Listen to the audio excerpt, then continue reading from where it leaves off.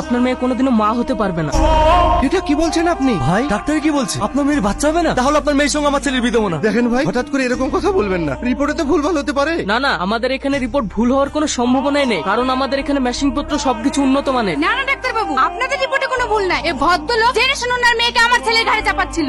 বিশ্বাস করো বোন, এসবের আমরা কিছুই জানি না। তোর মতো বেইমানের কথা বিশ্বাস করতে হবে? তুই সব জানিস। তুই জেনে শুনে আমার ছেলের পিছনে তোর মেয়েকে লেলিয়ে দিয়েছিস। মা তুমি এসব কি উল্টো পাল্টা কথা বলছো? এই তুই চুপ কর। এই মেয়ের সাথে তুই আর কোনো সম্পর্ক রাখবি না। এরা হচ্ছে একটা বিশ্বাসঘাতক। চ বাড়ি। মা আব্বা আমার কথাটা বোঝার চেষ্টা করো। তোর কোন কথা শুনবো না, চল এখান থেকে। আমার এত প্রবলেম হওয়ার পরেও তুমি আমার সাথে দেখা করতে এসছো। আমি তোমাকে ভালোবাসি, তোমাকে ছাড়া আমার কিছুই চাই না। যে মেয়ের কোনোদিনও সন্তান হবে না, সে মেয়েকে কি কেউ কখনো ঘরের বউ করে নিয়ে যায়?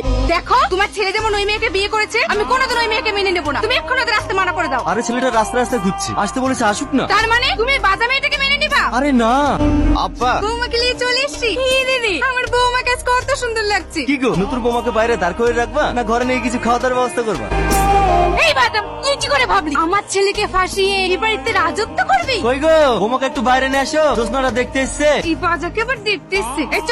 কি ব্যাপার সালমা, তুমি কাঁদছো কেন? না না, তেমন কিছু হয়নি। বৌমাকে একটু ভালোবেসে আদর করছিলাম তো, তাই মার কথা ভেবে কষ্ট পাচ্ছে। এতে কষ্ট পাওয়ার কি আছে? আমি তো তোমার মায়েরই মতো। হে, টনির বউটা তো কি সুন্দর রে, একদম পুতুলের মতো।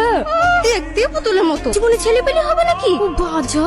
এই তুই কি বললি? আমার বৌমা বাজা? আমার বৌমা বাজা হলেও না আমার ঘরের লক্ষ্মী। এই বেরিয়ে যা আমার বাড়ি থেকে। এই চ। বাজা বলেছি বলে তাই ফুসকা পড়ে গেছে। এই বাড়িতে জীবনে আসবো না। দেখো দিনি, লোকের কথা শুনে তুমি কেন কাঁদছো? আমার পরিবার তোমার সাপোর্টে আছে। মা সালমাকে ঘরে নিয়ে যাও। কি গো, তুমি বাড়িতে যে আজকে আমার মামাতো বোনের অনুষ্ঠান হচ্ছে, তুমি মার সঙ্গে যাওনি? না যাইনি। সবাই যদি চলে যায় তাহলে বাড়ি থেকে থাকবে। হাট পাগলি, তাই বললে হাই চলো আমার সঙ্গে যাবে, রেডি হয়ে নাও। না আমি যাব না। আমি গেলে যদি কোনো অসুবিধা হয়? কি আবল তোল বলছো? কোনো অসুবিধা হবে না, চলো।